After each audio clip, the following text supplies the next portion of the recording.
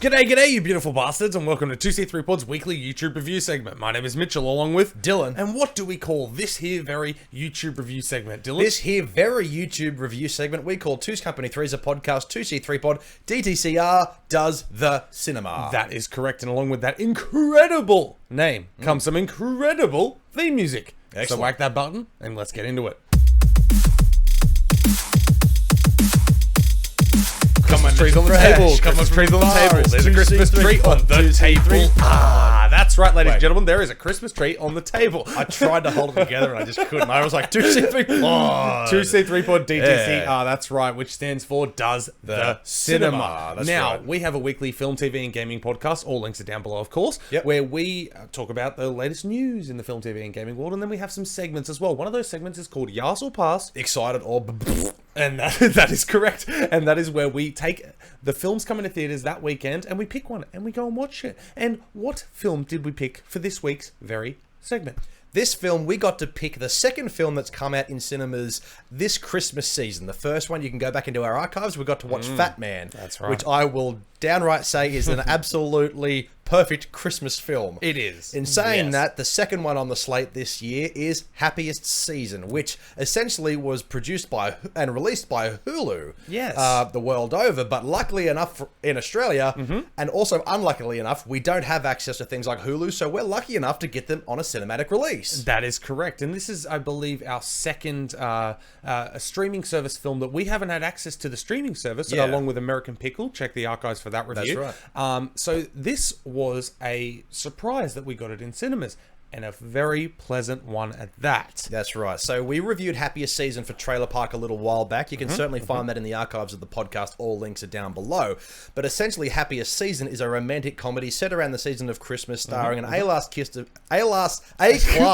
list of characters. My apologies. List or plus, man. Take your pick.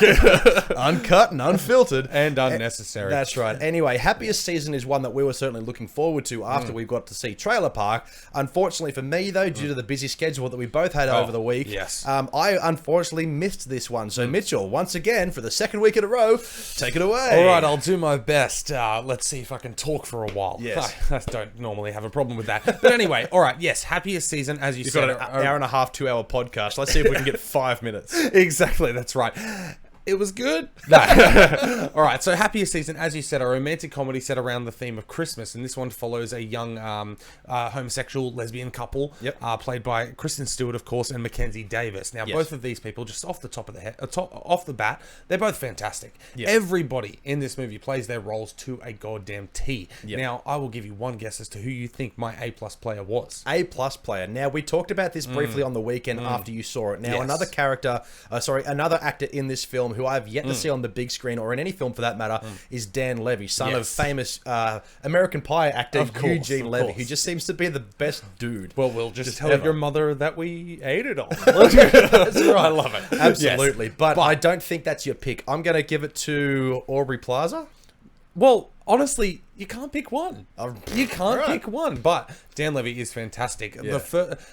It's deceptive in the trailer because it appears like he's going to be in there in every scene almost kind of thing. Yep. He's almost absent just except for a quick cutaway here and there for the first maybe like 2/3 of the film. Yep. Then for the final third, he's definitely there in full strength. Okay. And I'll give him so much credit in the world because his comedic timing is on point. Yep. But then when he needs to hit his chops, he nails it. There's one Okay. scene where you're like, damn, Dan Levy. Like, absolutely nailed it. But Damn, Dan. Damn, Dan. Exactly, that's right. But everybody, again, top to bottom, Kristen Stewart, Mackenzie Davis, Mary Steenburgen, Victor Garber, Alison Brie, as you said, Aubrey Plaza as well, Dan Levy. Everybody is so phenomenal in this. And I've got to say, this is...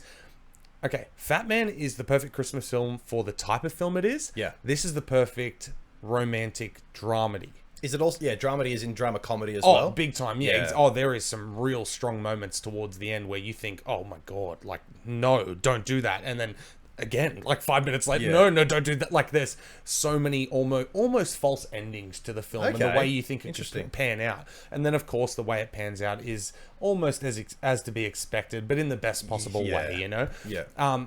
It's a gorgeous film. It's got such real heart, and this is why love 2020 because a film like this, it doesn't matter if you can relate personally to the main characters. Yeah. You can relate to the story And the situations that they're in. exactly, and Yeah. you can relate to the feelings and the heart behind it all. And this it hits the nail on the head in every category. The comedy is so fucking good. The drama really does draw you in. The heart is there, and it is festive as fuck. Yeah, that's everything one thing about this movie is festive. That's one thing I really wanted to look forward to in seeing this film, is seeing like a festive Christmas movie, because the one thing that this year has struggled with is positivity across the entire landscape. You know, Absolutely. throughout the world, there's been riots, there's been, you know, political issues, there's been COVID, there's been a bunch of different things, but trying to stretch out the Christmas period, regardless of whether you're into it or not, I think it's the best thing we can do right now is to stay as jolly and as Christmassy and as happy as possible, and ride out this year the best we can.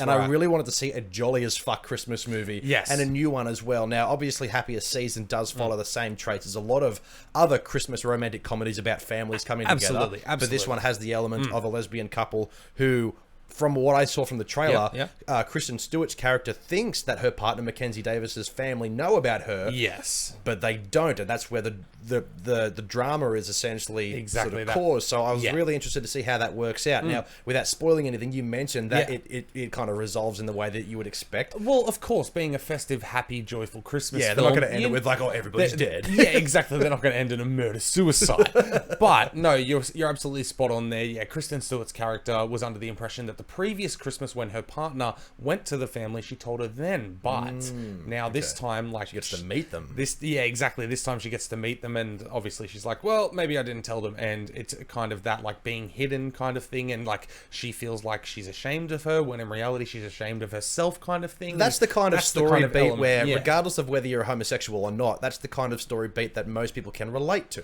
That's exactly right. Whether you're introducing your heterosexual partner to your family, no, of course, are you afraid of what they're going to think of that person? Well, are you a little bit ashamed? That's exactly right. You know, is there any reason to be? And it's a matter of about being true to yourself and honest and open to those who love you and who you love. And if they're unaccepting of that, the lesson is, well, doesn't matter. Blood is thicker than water, but it's still drainable. At the end, yes, exactly. That is correct. Very, very wise words there. Yeah. But to add like a little wrinkle to it as well, Mackenzie Davis's father, played by Victor Garber, he is running for council. So he's in the political landscape of thing, and they're very hoity-toity family.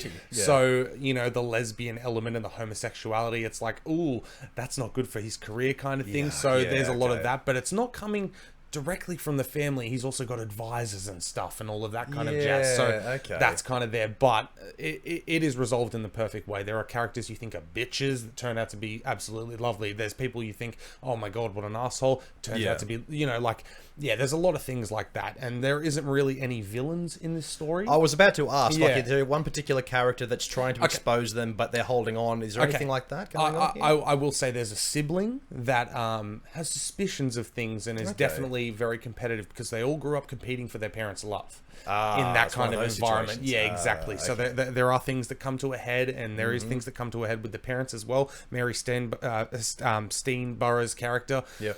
She's a bit of a bitch throughout the whole film, but it's almost unintentional because she's just going along. She doesn't know anything, you know, like, but she's a bit of a bitch. But anyway, everybody knocks it out of the park. As far as Christmas movies goes, this is like a solid 9.5, maybe 10 out of 10. Like, you know what? As a Christmas film. Just go with it. It's great. It's a great movie. It is a fantastic Christmas movie. It hits the nail on all of the heads. You will have a great time if you are a foreign viewer and you have Hulu. I assume you've already seen this because it's fantastic. If you're not... if you don't have access to Hulu, look out for it on like an on-demand rental service or something like that, which I'm sure it'll come to for us after it's done its run in the cinemas. But if you can see this in the cinemas, go and see it. It is a cinema-worthy film. And it's Christmas, motherfucker. Yes, get jolly and get excited about it, because Christmas, as of this recording, Christmas is literally around the corner. So make sure you check us out live on twitch.tv/2c3pod, where we stream our podcast live. Links are all down below, and also tune into the podcast on all of the platforms as well. Absolutely. Podbean, Spotify, Apple Podcasts, and of course, YouTube, Big Summer Blowout. But I apologize, I screwed that up. That's our cliche slogan. But we're available on every podcast platform. Search 2c3pod, and not just podcast platforms, social medias as well. Yep. Facebook, Instagram, and Twitter, all just at 2c3pod. And you can also find us as well on our own social media, Twitch accounts. All links are down below if you want to do that. Not only that, make sure to like this video, ring that bell, and subscribe, of course, if you enjoyed this content. And let us know in the comments below what you thought of the film or whether you're going to go and see it yourself. That's right. And what is your favorite Christmas movie, whether it's recent or many years ago? Are there any that you're looking forward to? Leave the comments down below. But as always, thank you very much for watching this video. My name is Dylan, and as always, with my actual movie watcher, Mitchell, and do not forget, we are Two's Company, and you are the podcast.